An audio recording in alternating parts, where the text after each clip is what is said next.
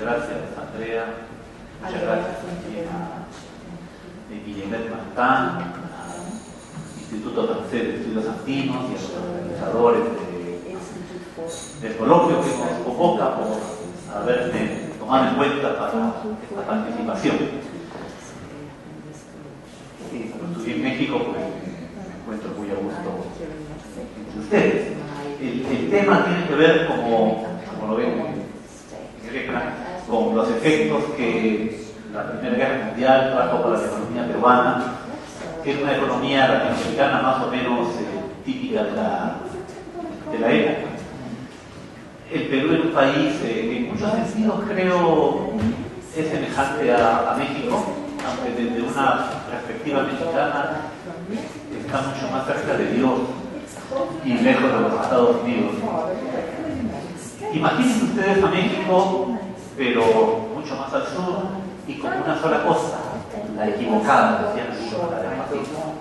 En vez de la costa del otro lado, la costa del Atlántico, lo que había era un mar verde, ¿no? Un océano del que es la Amazonía, al final del cual empezar en otro país antes de salir a Atlántico. En ese sentido estábamos mucho más aislados del comercio mundial.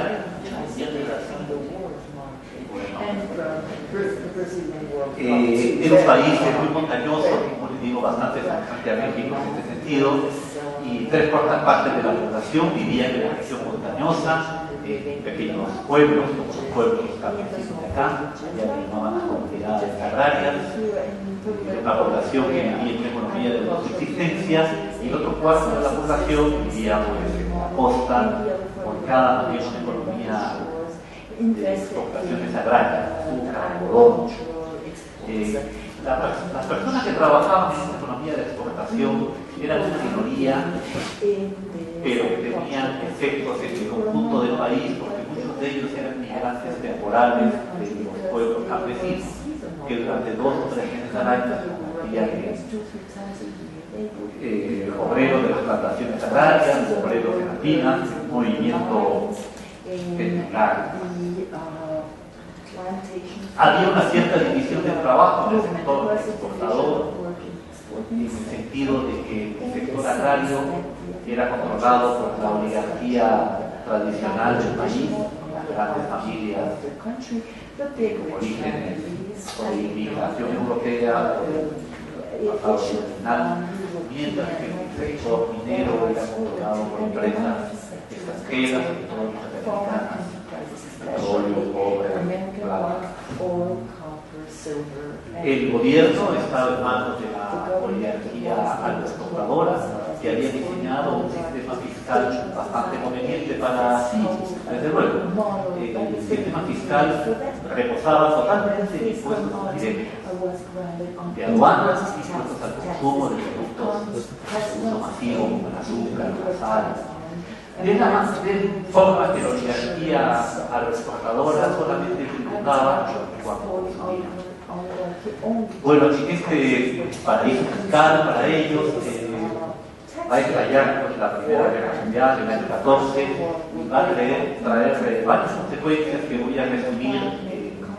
Problemas monetarios que afectaron el sistema monetario del país, y esto va a traer muchas consecuencias, como veremos. Problemas de desviación del comercio y de inestabilidad en el comercio externo, y la exigencia de que el Estado asume un rol mucho más activo en la sociedad del que había estado antes. Bueno, comienzo con esto de los problemas monetarios. El sistema monetario peruano era una curiosidad histórica, diría yo, para comienzos del siglo XX, puesto que era totalmente metálico. Es decir, las monedas de alto valor eran de oro y las de bajo valor eran de oro. En un sistema así hay varias consecuencias, ¿no? Uno es el poder de compra de la moneda es muy estable. Otro es que el gobierno no puede usar el sistema monetario para su política económica, porque no hay forma de incentivar la economía, por ejemplo, aumentando la masa monetaria, porque hay que comprar oro, claro. Pero una tercera consecuencia es que no hay moneda menuda. No se puede comprar un huevo, un kilo de huevos, había que explorar una gruesa, o sea, 144, para que la moneda del no valor pudiera pagar eso. De manera que la población popular estaba fuera de la economía monetaria. Algunos decían, no vale la pena tener moneda de duda porque los campesinos ponen el mismo, solamente hacen trueques, ellos mismos se proveen de lo que necesitan. Esto lo decía interesadamente la clase propietaria, porque cuando tenía que pagar algo a ellos, les daba fichas o vales que solamente tenían validez en las haciendas de los mineros, y de esta forma la intermediación monetaria de la clase propietaria con coeficientes de unidades les daba una ganancia extra. De manera que la clase oligárquica no tenía incentivo, como digo, a romper este sistema monetario tradicional. Sin embargo, la guerra, incluso antes del estallido de la guerra, trajo un gran acaparamiento del oro y las monedas de los países beligerantes se volvieron súbitamente inestables.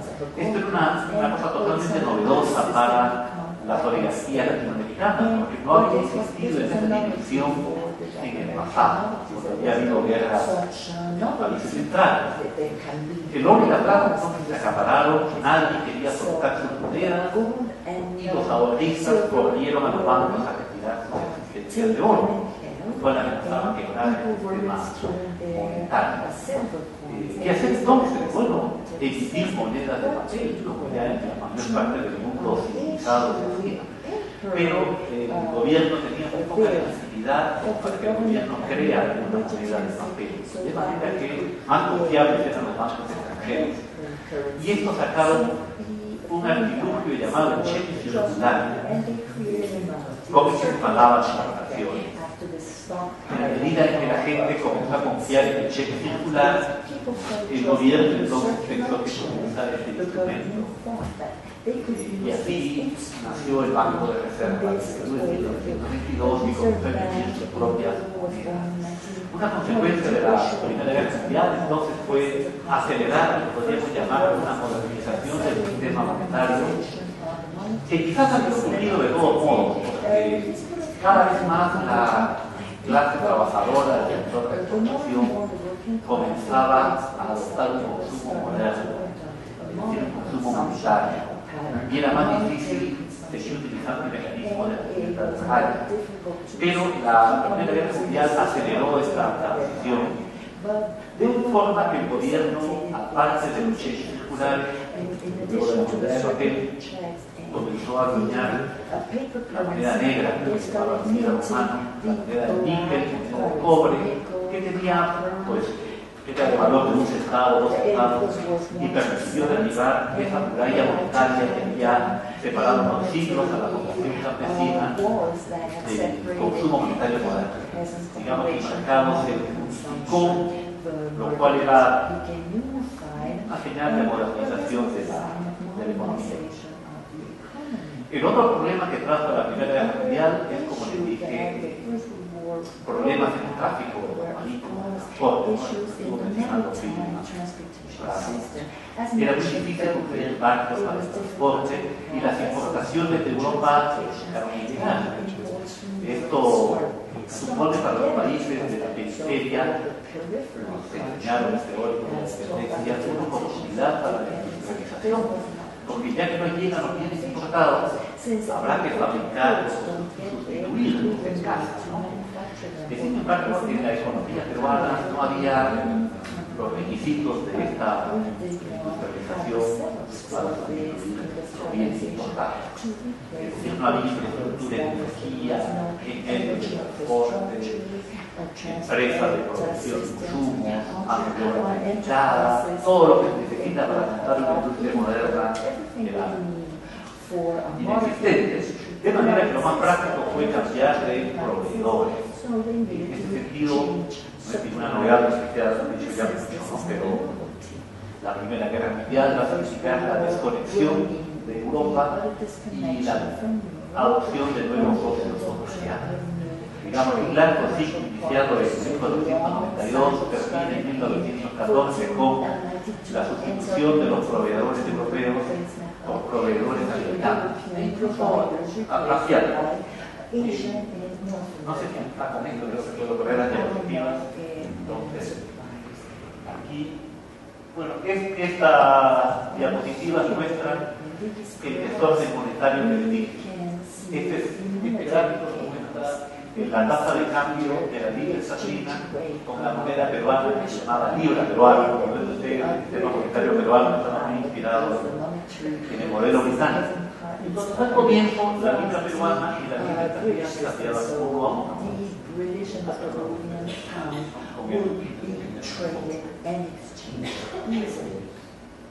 Ahí está. Bueno, antes ustedes ven que el cambio era 1 a 1 porque la libra peruana era físicamente de oro.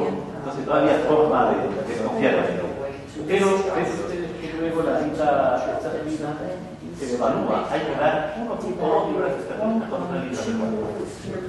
Esto llega justo en 1930. La moneda peruana se ha apreciado. Y esto pasa casi con todas las demás monedas del país. A esto los economistas le llaman la enfermedad holandesa que complica posibilidades de desarrollo de los sectores económicos del país.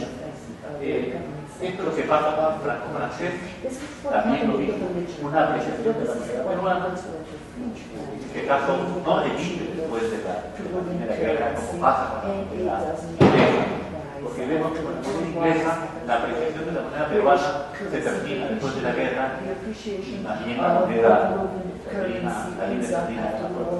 No pasa esto con el franco francés, obviamente con el marco alemán tampoco, ahí la hiperinflación alemana impide ver la apreciación inicial del euro. Esto es con el dólar de Estados Unidos, que tiene un perfil parecido a la libra esterlina inglesa. Pero arriba, bueno, aquí que tengo esto, a la izquierda, esta es la libra peruana de oro, que era la moneda nacional antes de la guerra. Ni al capa de la cara. Y al lado tenemos al cheque circular que va a reemplazar a la libra peruana, la moneda de papel.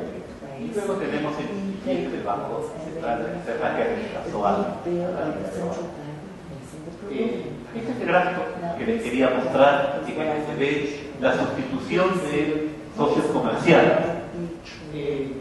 Color azul oscuro es Estados Unidos y ustedes pueden ver cómo ustedes pueden ver aquí cómo Estados Unidos es el que gana el papel de lugar de destino de la comercio peruana.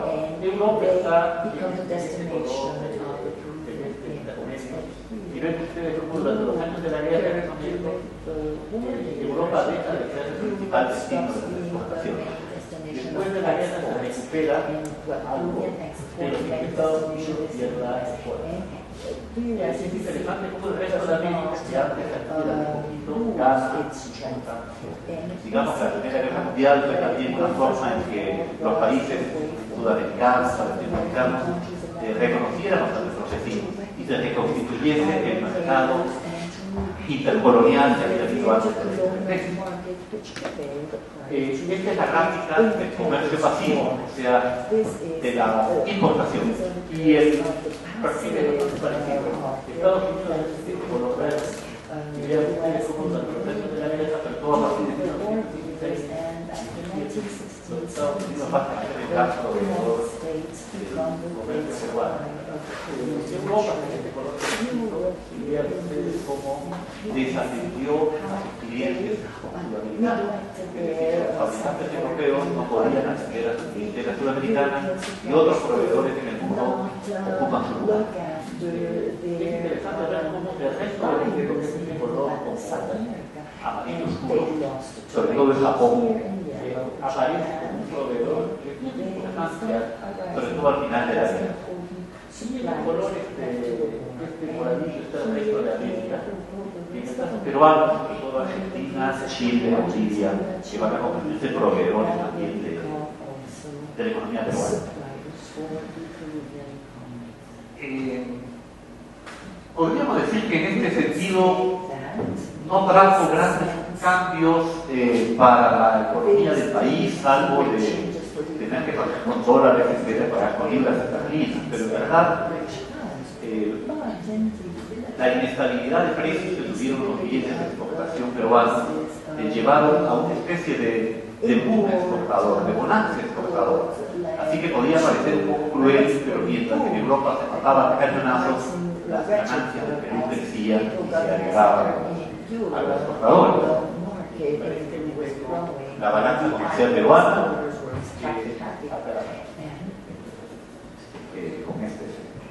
como ustedes pueden ver aquí en el inicio de la guerra, las exportaciones están en rojo y las importaciones están en azul.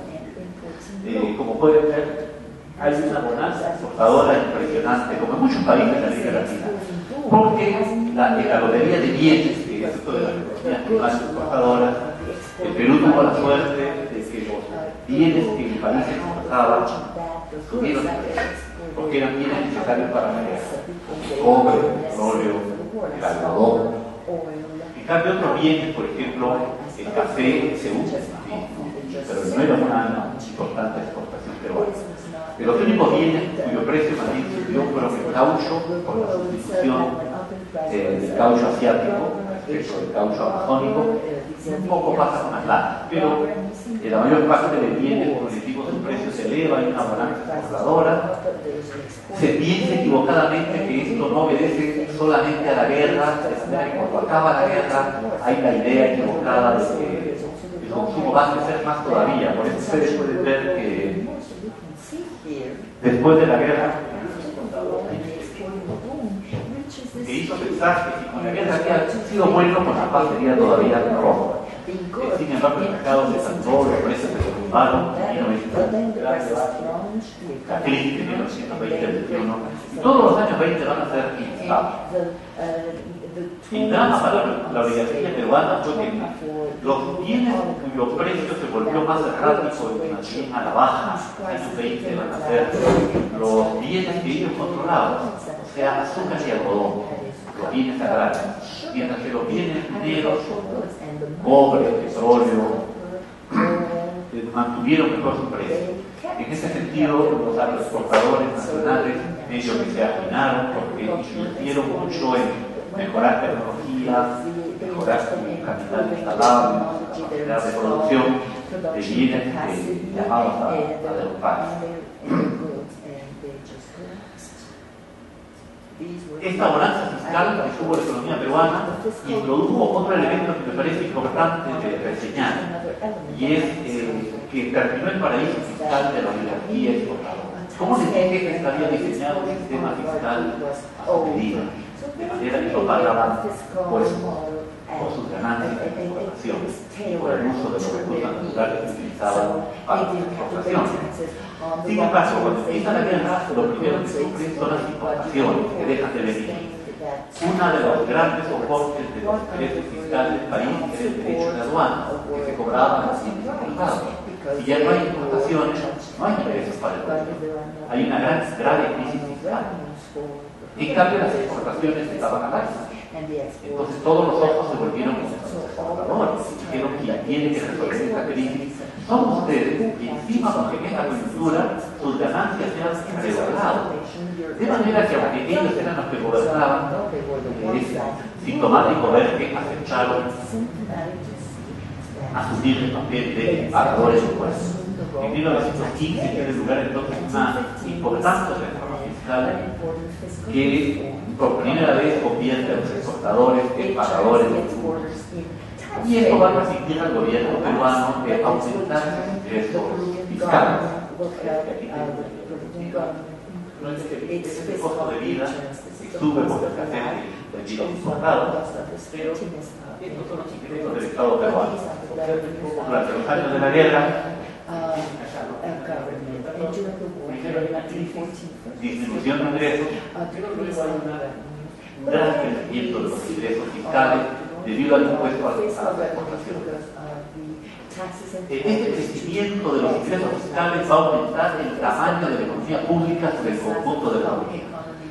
Digamos, si antes el tamaño de la economía pública había sido solamente del 5%, ahora va a pasar más o menos a ser del 10%. Entonces, el protagonismo del Estado va a crecer con la guerra. El gobierno va a aprovechar sus mayores ingresos para, por un lado, enfrentar las protestas sociales. el gráfico anterior vimos que los precios se habían incrementado, sobre todo de bienes alimenticios. Entonces había presión por que el gobierno hiciera algo. El gobierno introduce un régimen de control de precios, algo que era un anatema para el liberalismo. La propia Europa, los gobiernos estaban implementando medidas similares, estaban controlando los precios, monopolizando la distribución de alimentos, prohibiendo exportaciones que eran necesarias para la industria bélica, o prohibiendo importaciones que suponían una distracción de divisas de bienes humanos. Entonces, si los propios creadores del liberalismo económico estaban asumiendo estas medidas heterodoxas de intervencionismo, que cualquier buen discípulo de estos países no lo iba a hacer. El gobierno peruano también introduce medidas similares y sobre ellas luego hay un efecto reflejo a los economistas.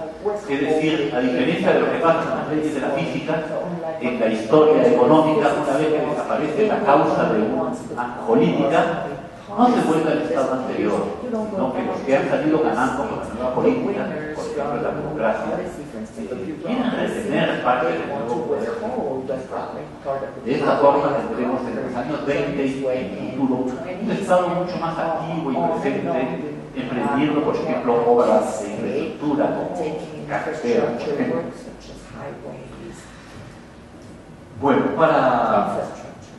para terminar, diría entonces que la Primera Guerra Mundial, en el caso peruano, aceleró transformaciones como la monetización del salario, la introducción de la moneda fiduciaria, la constitución de una banca central, dio la economía comercial de los Estados Unidos, alejando el comercio europeo, fortaleció al Estado al dotarlo de un banco central y incrementar el tamaño de la economía pública.